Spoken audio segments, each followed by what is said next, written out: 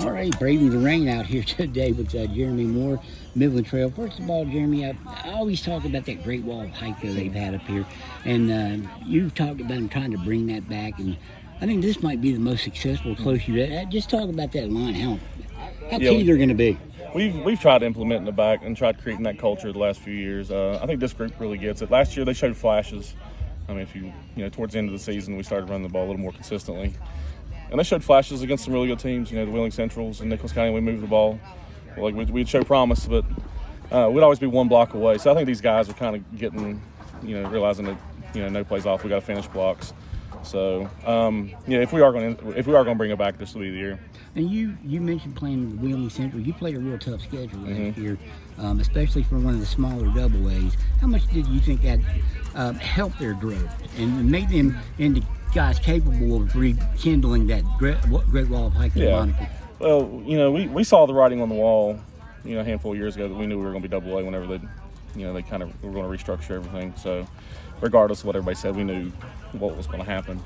So we beefed up the schedule to try to prepare those kids for a moment like this when, our school talent comes in waves. Like we said, we got 20 seniors. That's an anomaly for us. I think we've had 7 or 8 last few years.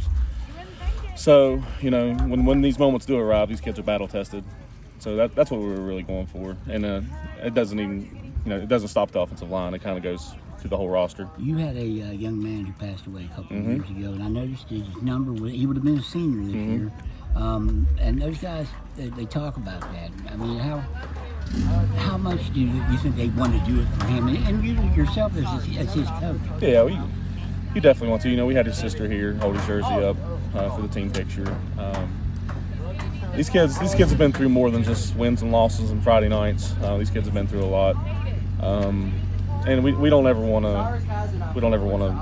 to sacrifice that. We want these kids to make sure they know that football is just way more than football.